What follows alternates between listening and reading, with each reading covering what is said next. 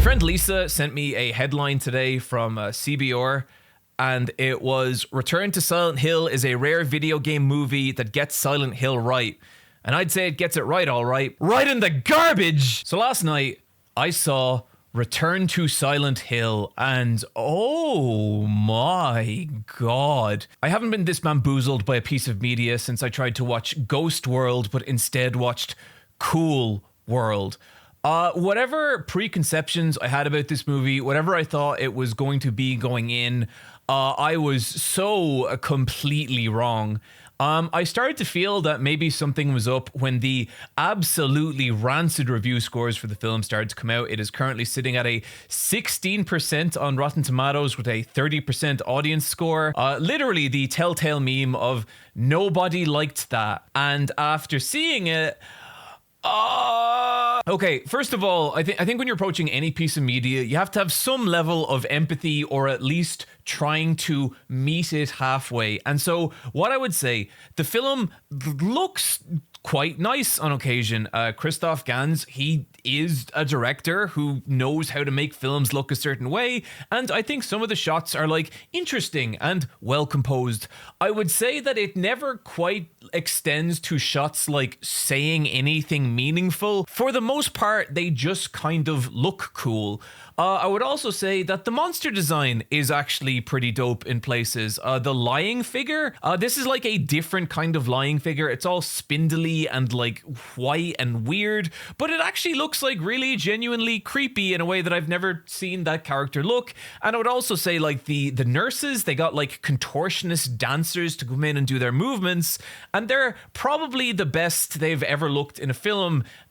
Especially if you maybe didn't want them to have giant titties. And that is the last positive thing I have to say about this movie. Before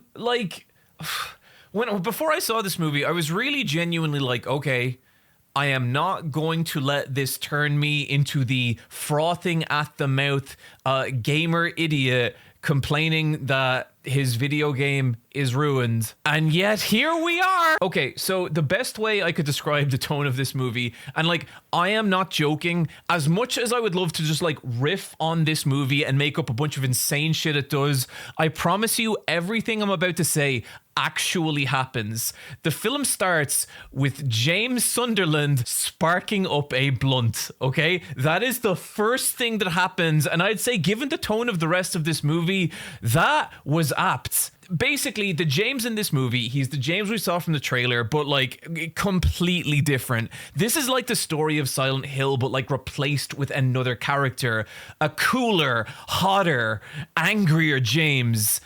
This James Sunderland paints like rad, edgy paintings. This James Sunderland gets in bar fights. That's in the second scene. This James Sunderland is like wisecracking and wears two necklaces, and it's just fucking bizarre to see. I talked about this in like the trailer video I did, but like James Sunderland, he's like a shell of a man. He's like barely existing anymore, and like that's not who this guy is. And it's fucking crazy watching him in this movie. There's a moment where James gets attacked by like 50 nurses, and this fucking badass just like destroys 20 of them. Like he John Wicks the fuck out of these guys, and it's like, oh, this is Christoph Gans' favorite game of all time, huh? I cannot communicate how fucking batshit the tone of this entire film is. About like 25 minutes in, right? Remember when in the trailer video where we talked about how the same actor is playing Mary, Maria, and Angela, and Moth Mary? I guess they should have included Arachno Mary, because 25 minutes in, James finds Mary's dead body, who then transforms into an evil, sexy spider lady who chases James before having a hardcore wrestling match with Pyramid Head. And he like fucking suplexes her on a table, and Pyramid Head is just there punching this giant Spider Woman with like a great ass. I mean, the Spider Woman has a great ass, and you know that because they put that ass like right in the center of the frame, and they're like, look at it, look at how hot this Spider-Woman's ass. It's fucking so weird. And so like you're watching it and it is more or less following the flow of the games. Like you even start off in that forest and then you meet Angela in the graveyard, then you go to the apartments, and it's like, okay, it's kind of like a really schlocky, strange, but like more or less accurate Silent Hill 2. And that is when the changes start coming, and holy fucking God. Mary is in this movie a lot more than she ever is in the game. You barely really get a sense of Mary in the game, and I think that's probably kind of for the better. All you can really go by with Mary is like, there's like one scene of her in the hotel room where she's talking about how much she loves it, and then like her clothes are very like kind of, very just sort of, I'd say like very kind of pulled back. Like she's not a fancy lady. She kind of dresses like it's 50 years ago. And it's just very, she feels like a very kind of plain but nice woman, okay? This new Mary is kind of like about as wisecracking as James, and you get all these like flashbacks to them and their relationship. But what's fucking crazy is that Mary in this film isn't James's wife.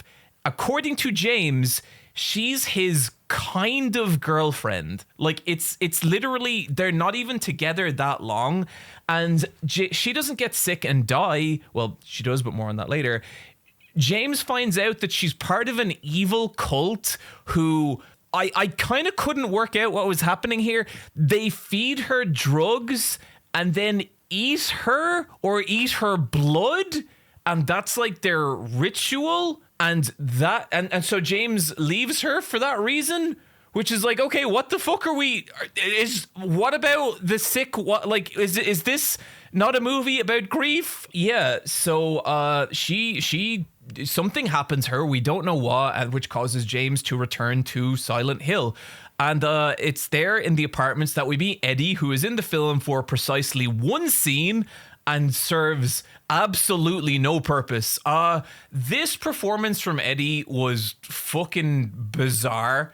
It was so strange. I think maybe he was trying to do an Irish accent, but I couldn't be sure because I think it's the kind of accent that some Americans think sounds.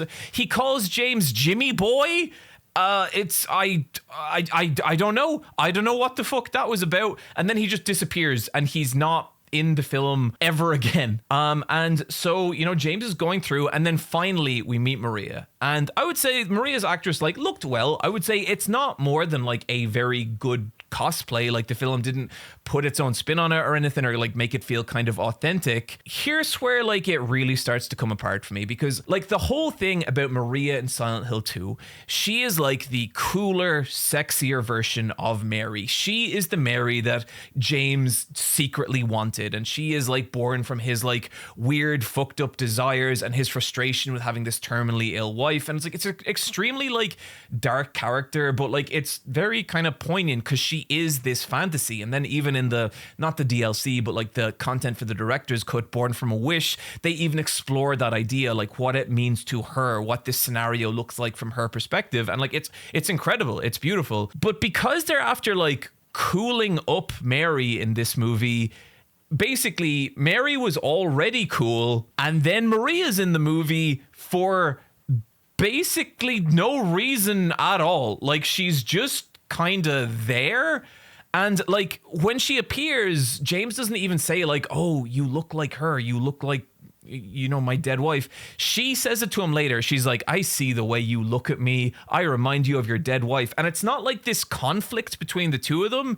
It just they're just two people who stand beside each other in Silent Hill, you know. And like a huge part of Maria's purpose in Silent Hill 2 was to like function as this like constant reminder of Mary, and to like, she repeatedly, like I think it's like 3 times, dies in front of James to remind him of the trauma of losing his wife. That kind of doesn't really happen here. Like she's just there, and then at one point Pyramid Head kills her, but it's kind of like James doing it with like psychic power. It's so fucking weird. But here's the most damning thing I could say about Maria in this movie, right? You could cut Maria out of this movie and it wouldn't matter. It wouldn't make any difference to the plot. It wouldn't make any difference to the story. The story is different enough that it basically means you don't need Maria in this story anymore, but they just put her in because she's in the game and she's like an iconic, recognizable part of it. And the solution there is not to get rid of Maria, it's to actually respect the fucking source material and know what it's trying to say. But more on that later. Like, there's a bit where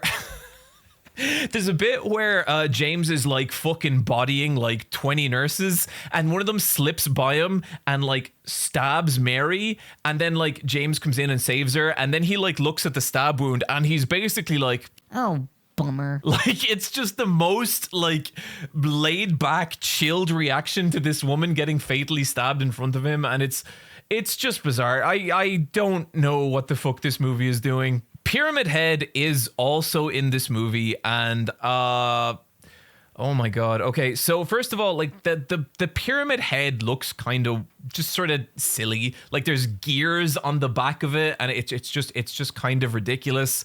But another thing about this movie is like so much of Silent Hill 2 is like implied. Like, you really have to kind of look at its visuals and interpret what it's saying, and like you have to work to kind of find the real meaning in Silent Hill 2. Like, a lot of it is very subtle. Like, there's very few explicit story elements except like for right at the end. And this movie is not like that at all, okay? So they have this whole running thing where Pyramid Head is James, and you could kind of make that argument in the game a little bit. I think maybe it's more accurate to say that Pyramid Head is James's sin and guilt. It is this thing that he cannot get rid of, that follows him from location to location, and no matter what he does, he can just never be rid of it. This movie is like, no, Pyramid Head's James. Pyramid Head just is James. And they do this through 3 ways, which just are so fucking batshit. It's insane. So first of all, the first time, and I'm not sure about this, but Michelle mentioned this to me. The first time Pyramid Head sees James, he goes, me. He makes this loud noise that makes it sound like he's saying me.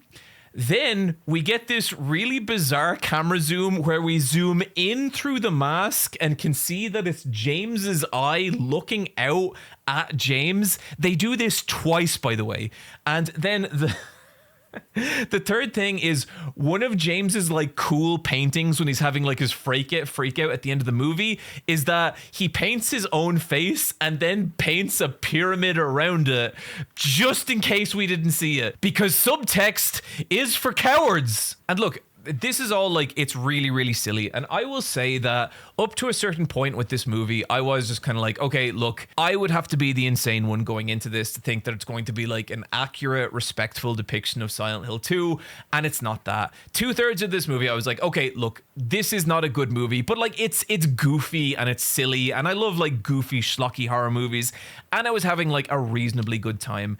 I think where the film like kind of lost me and kind of made me just like actively really dislike it is in the last third, and seeing how it treats like just the story and some like really kind of sensitive topics. Like, take the character of Angela, right? If you look at Angela's scenes in Silent Hill 2, to me, that is one of the most like respectful but also painful and honest depiction of someone who has survived a certain kind of assault, you know? And I think it's incredibly difficult to do that, and I think Silent Hill 2 is one of the few mediums that did. And there's so much pain in that character, and there's so much like implied. Like, I really feel like that boss fight with the abstract daddy in Silent Hill 2 is just this masterclass in like how to communicate something so upsetting and so troubling through like, you know, visuals and symbolism and all this kind of stuff.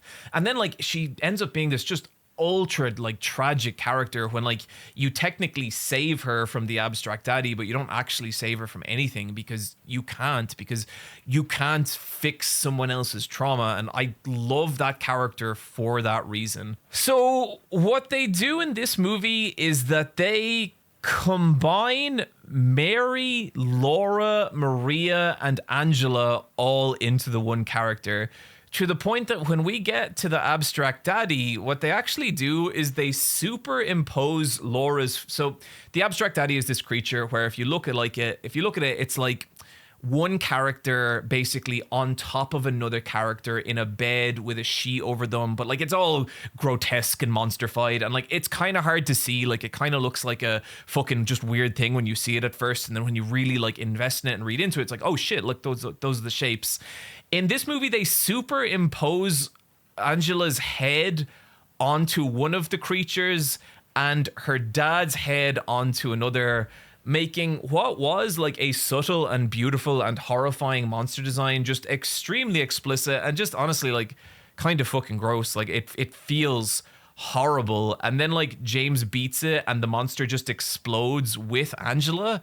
And it's like all that sympathy and like respect that this character initially had, this movie has like none of that for her. And it's really weird. But as I said, Angela is Maria.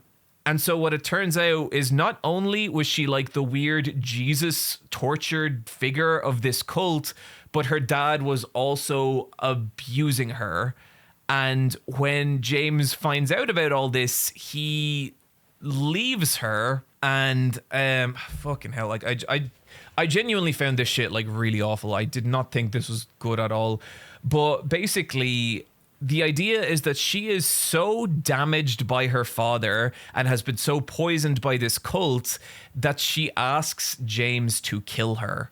Now, in the original Silent Hill 2, James kills Maria out of some nebulous combination of wanting his wife, his terminally ill wife, to have peace, but also him being unable to take like her rage and her pain and what their relationship had become. And whether he did it for her or for himself is this like really interesting question, but like that is the question of James. But ultimately, he's not a good person. James Sunderland from Silent Hill 2 is a fucking like bad person, you know, like you can't argue that like, oh no, what he did was great, because Mary never wanted that. The new film completely absolves of him that. Like Mary takes his hands and presses it to her own face.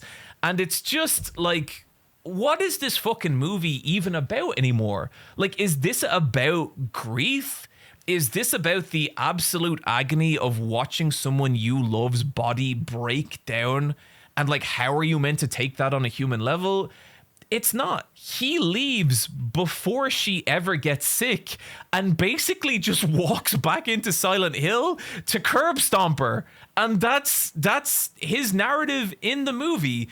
And I'm like watching it and like I'm genuinely like appalled. I'm like, what a awful reading of this beautiful and like tragic piece of horror, you know? And I really thought at this point that the film, like, it couldn't make me feel worse. And then we get to the final scene. Moth Mary, I know what Moth Mary is now. It's actually pretty cool looking. I actually like aesthetically liked that scene. She draws James into her, and then he takes Mary's dead body, puts it in the back of his car, and the two of them just drive into Toluca Lake and drown. And that is the in-water ending of Silent Hill 2, and it's just exactly what it is. And I was like, okay, that is actually kind of one of my favorite endings of that game. So if we're gonna go with any of them, then sure, why not have it be that? And then the movie keeps going, and I swear to God, like I'm not making this up. The film starts again. James wakes up at like the first moment of the movie, which is him meeting Mary for the first time. That's like the first scene. That's before he sparks up a blunt. And he realizes that he's gone back in time. And then him and Mary ride off listening to rock and roll music. They listen to the song from the trailer, which of course is a fucking all-time great song, but still. What it turns Silent Hill into is this incredible story about just like grief and loss and sickness and just the fucking brutality of having the thing you love most taken away from you. And it turns it into this statement of like, hey, isn't time travel rad? And it's genuinely awful. Like, I don't know how else to say it. Like, it's genuinely fucking terrible. And man, like, I genuinely don't like shitting on media. Like, I don't enjoy it. I don't get any catharsis from it. Like, if you go through like my main channel, it's 98% positive videos on things I think are cool. But I just thought this was like genuinely awful. Like, such a terrible, terrible reading of what Silent Hill 2 is, and such an utterly disrespectful interpretation of those characters. And I thought it was just the worst thing I have seen in a couple of years. So yeah, if you want to watch a train wreck, sure, go see it. It is absolutely a train wreck. It is that bad. It's not like a boring movie. Like, I wasn't bored during it, but I just think what it says and what it does are unfathomably bad. My friend Lisa sent me a headline today from CBR, and it was, "Return to Silent Hill is a rare video game movie that gets Silent Hill right." And I'd say it gets it right, all right. Right in the garbage! So last night, I saw